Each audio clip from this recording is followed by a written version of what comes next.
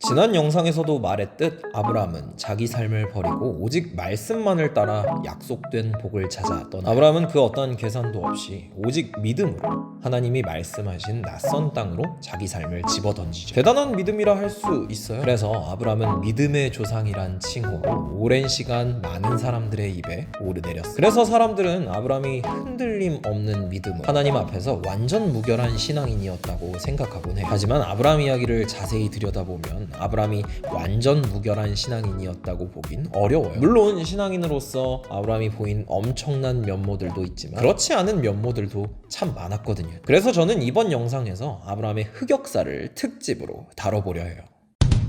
아브라함은 하나님의 말씀을 따라 가나안 땅으로 가서 제단을 쌓고 예배드리며 신앙생활을 시작했어요. 멋지게 신앙생활을 시작한 만큼 꽃길만 걸었으면 얼마나 좋았을까요? 안타깝게도 신앙생활을 시작한 지 얼마 안 가 위기가 찾아와 하나님이 약속하신 가나안 땅에 흉년이 든 거죠. 아브라함은 이 위기 앞에서 하나님께 예배드리거나 기도로 그분의 뜻을 확인하지 않았어요. 다만 부르심의 자리, 가나안 땅에서 벗어나 이집트 땅으로 향하죠. 흉년이라는 위기를 모면하기 위해 찾아간 이집트 땅이었으나 그곳에서 아브라함에게 더 큰 위기가 찾아와요. 미모가 출중했던 아브라함의 아내가 이집트 왕의 눈에 든 거죠. 아브라함은 이집트 왕에 의해 죽임을 당하고 아내를 빼앗길 수도 있는 큰 위기에 처해 아브라함은 이 큰 위기 앞에서도 하나님의 뜻을 구하지 않았어요. 다만 자기 아내를 여자 형제로 속여 거짓말로 위기를 모면하려 하죠. 결국 아브라함은 이집트 왕에게 많은 예물을 얻고 아내를 빼앗기는 지경까지 이르지만 하나님의 도우심으로 아내를 되찾고 얻은 예물도 그대로 다 갖고서 가나안 땅으로 안전히 돌아가요. 아브라함이 부르심의 자리를 떠나도 하나님은 그를 다시 부르심의 자리로 인도하셨죠. 하나님께서는 아브라함의 아내인 사레를 통해 아들을 낳게 하실 계획이었어요. 하나님이 아브라함에게 후손을 약속하실 당시 아브라함에게 아내란 오직 사레뿐이었죠. 그러니까 아브라함에게 후손을 안겨줄 사람은 사레뿐이었어요. 하지만 아브라함은 사레의 제안으로 아내가 아닌 다른 여인을 첩으로 들여 자식을 낳아 나이가 많고 아이를 낳지 못하는 사레를 대신해 젊고 건강한 여인을 통해 자식을 얻은 거죠. 아브라함은 하나님께서 약속하신 일을 믿음으로 기다리지 않았어요. 다만 인간적인 방법을 앞세워 그 약속을 자기 노력으로 이루어내려 발버둥쳤죠. 그 결과 사레와 첩 사이에 갈등이 찾아왔고 이는 크나큰 가정 불화로 이어져요. 아이를 낳은 첩이 아이를 낳지 못하는 사레를 업신여겼고 그에 대한 반응으로 사레는 첩을 심히 학대했죠. 그 결과 아브라함의 첩이 집에서 도망치는 일까지 벌어졌어요. 아브라함이 의지한 인간적인 방법의 결과는 폭력과 불화였죠. 하지만 하나님께서는 아브라함이 인간적인 방법을 의지한 때에도 변함없이 아브라함을 잊지 않으셨어요. 그래서 친히 천사를 보내 아브라함의 첩을 다독이시며 가정 불화를 매듭지으셨죠. 아브라함이 인간적인 방법을 의지하여 실수할 때에도 하나님께서는 당신의 방법으로 그 실수를 수습하셨어요.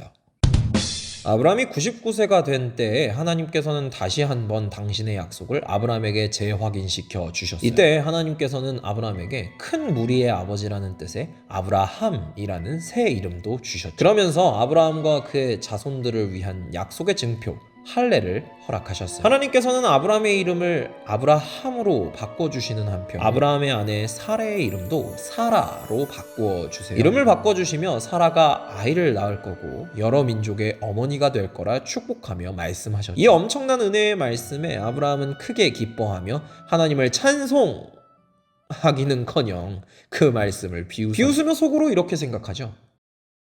자기 생각으로 하나님의 뜻을 제안하며 하나님의 약속을 비웃은 거죠. 하지만 하나님께서는 당신의 약속을 비웃는 아브라함의 태도에도 흔들림 없이 아브라함을 향한 하나님의 뜻을 이어나가셨어요. 아브라함이 하나님을 믿지 못할 때에도 하나님은 아브라함을 믿어주신 거예요. 아브라함에게는 또 한 번의 위기가 찾아와요. 앞서 이집트에서 경험한 것과 완전히 똑같은 위기가 아브라함에게 찾아오죠. 아브라함의 아내 사라의 미모가 시간이 지나도 미쳐 날뛰며 열일을 한 게 화근이었죠. 아브라함이 그랄 땅에서 머물 때 그 땅의 왕 아비멜렉이 아브라함의 아내 사라를 탐냈어요. 아브라함은 이전과 완전히 똑같은 위기가 반복되어도 기도하거나 예배함으로 하나님께 뜻을 묻지 않았어요. 여전히 인간적인 방법을 의지했죠. 그랄 왕에게도 사라를 여자 형제로 속여 위기를 모면고자 했어요. 이렇듯 하나님 앞에서 똑같은 실수를 반복한 아브라함이었지만 하나님께서는 아브라함을 포기하지 않으셨어요. 아브라함을 지키셔서 한 번 더 위기를 모면할 수 있도록 친히 그 문제를 해결하셨죠. 아브라함이 믿음의 조상이 될 수 있었던 건 하나님을 향한 아브라함의 믿음보다 아브라함을 향한 하나님의 믿음이 더 컸기 때문이에요. 하나님이 아브라함을 잊지 않고 친히 도와주시며 실망하지 않으시고 그를 믿어주셨기에 아브라함은 믿음의 조상이 될 수 있었어요.